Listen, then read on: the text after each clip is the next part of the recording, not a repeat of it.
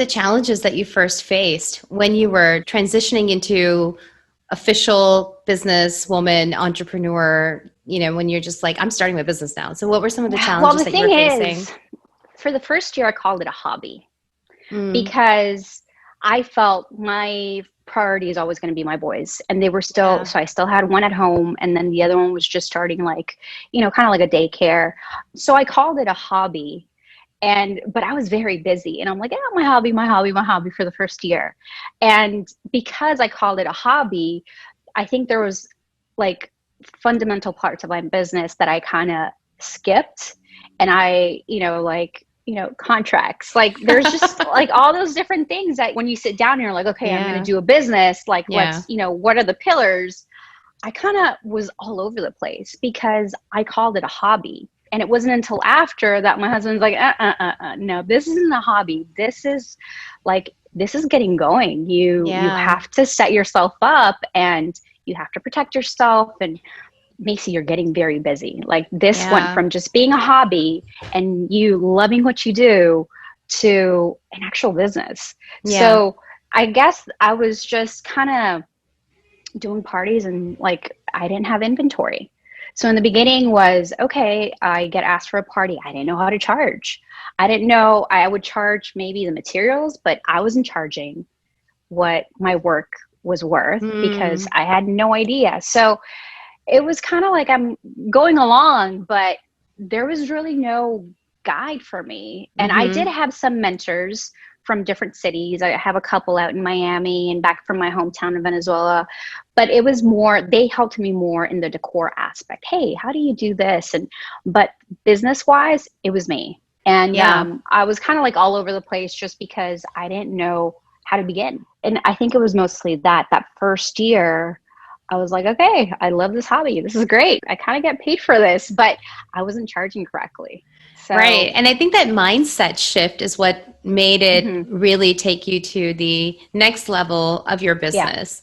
yeah, And, I think a lot of times what happens is that a lot of us call what we do as a hobby hmm, rather than really understanding that no, this is a legitimate business.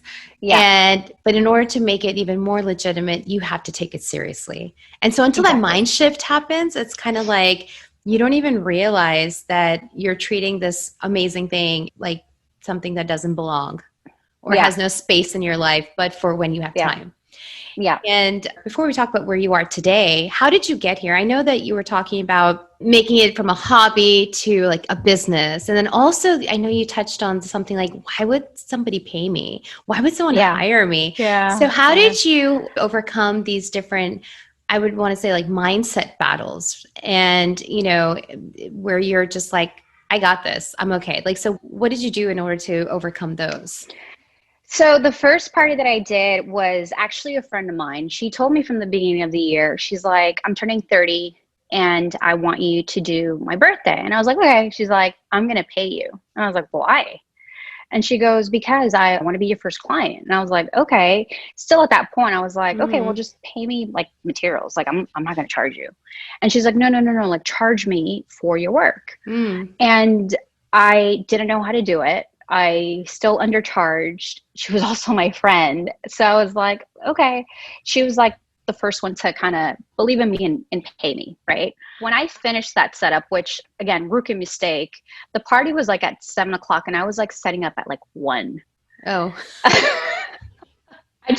I was so nervous. yeah. And I'm like, I just want to make sure that everything's perfect and this and that. And I still do this to this day.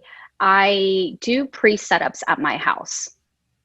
So with that one, I started maybe like 3 weeks in advance. Oh, wow.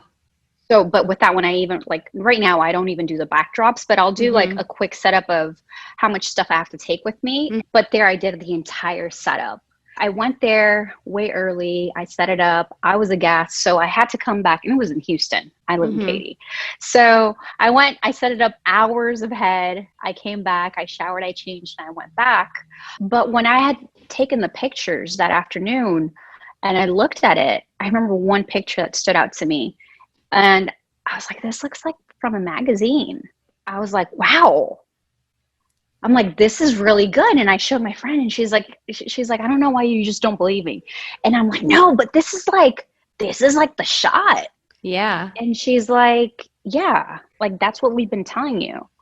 And I was like, okay, okay. That was my first, and it was my first party. And I was like, I think I can do this. Let's see how it goes. That was the first one that I was like, I can do this. I can take on business. The second one was a year after that. My husband sat me down and he's like, okay, you're not charging right. I know that you love what you do. You're very good at it, but you racked up our credit card. Yeah. Because you're not charging correctly. So what I was doing was I would kind of give an estimate, and then, I would, everything that I was getting, I was putting it back into inventory. But what would happen once I would kind of pre-set up at my house, I was like, it's missing this and it's missing that. And it was like little purchases, like, $5 at Michael's, $10 at Hobby Lobby. It just all added up. Adds up. And it ended up being more than I was charging or that I was making. Yeah. So my husband's like, no, this is over. You're cut. Figure this out. Like, you're really good. You can make a business out of this. Figure it out. But that's it. So that was like the second, and it was good that he gave me that like kick, because I was like, okay, that's when I had to, all right, I guess I need to figure this out. And I put some money aside and I was like, this is the money that's going to be just for the business.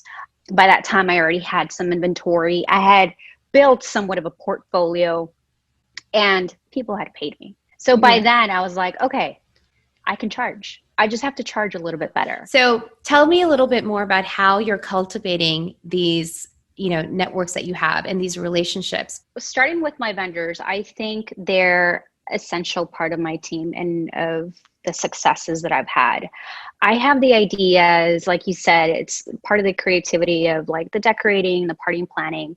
But without the vendors that I've chosen to be part of my team, none of these incredible parties would be able to exist, because it's like pieces, right? It's like a puzzle, and I just like pick and choose.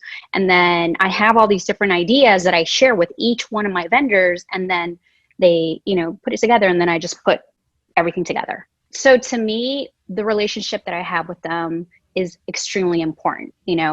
It's great to have a good relationship with your clients, but my vendors, they're part of my family. They're part of my team. I do have people that work just for Macy Lima, like for our company, but then I feel that they're an extension of my company. The work that they do, how they get treated, I would never want them to be offended by anyone. So like if we're going to somebody's house and, they treated them bad, like I would never allow that, because again, like I said, they're an extension of me. And so tell me, what are some legal issues that you're like, man, I wish I had taken care of this earlier? Like, this should not have been happening now.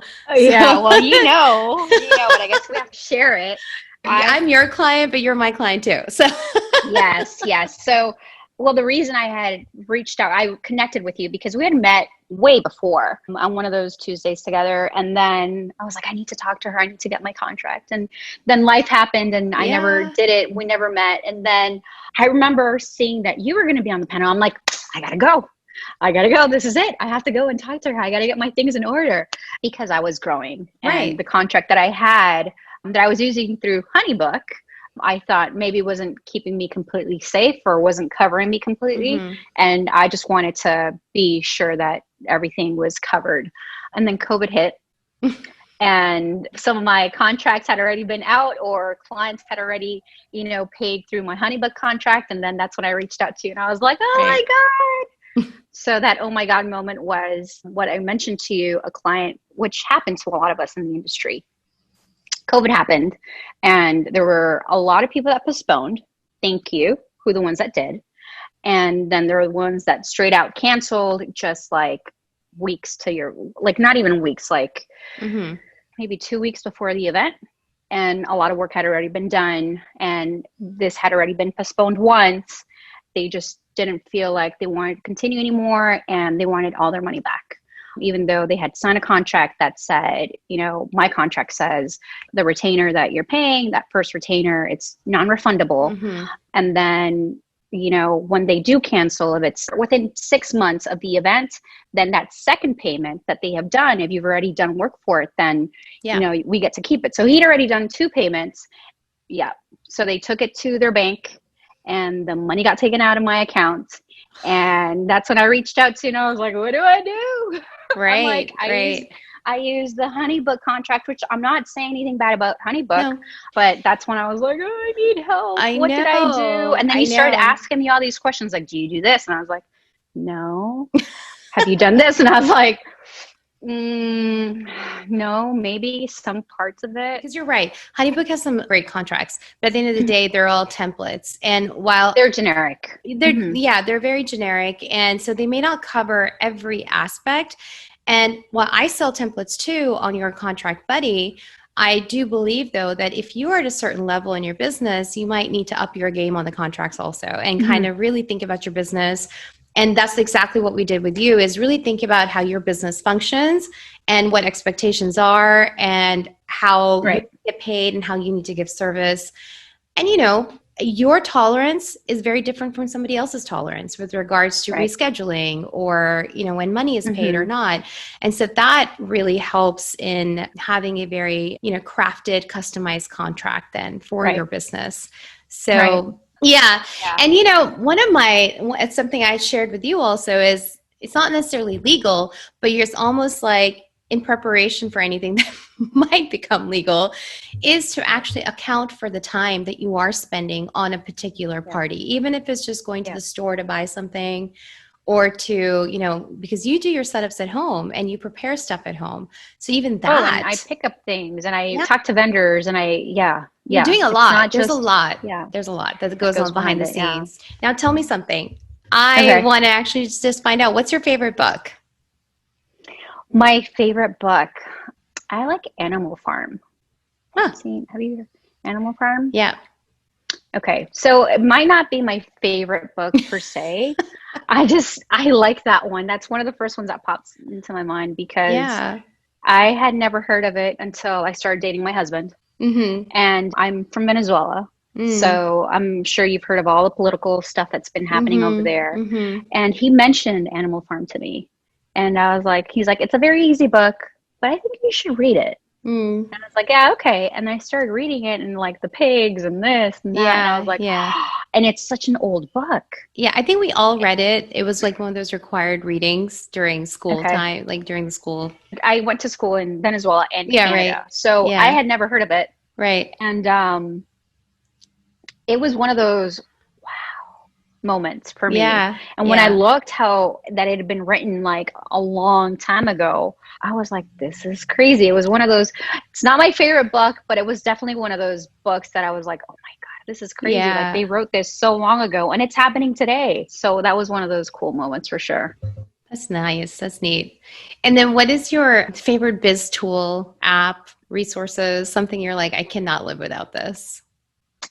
For my business, well, of course, HoneyBook, but aside from HoneyBook, Lightroom. So I take videos and pictures of everything. And that's what you see on my social media. So all the little details, all the videos with music, all of that.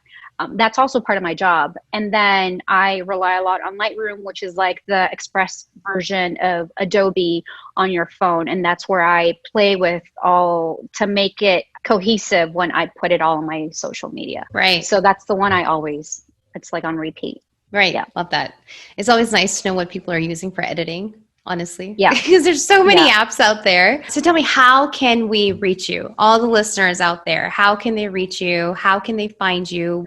So I want to say that the majority of the people actually find me on Instagram. I think I want to say like, I don't know, 90% of my clients find me through Instagram.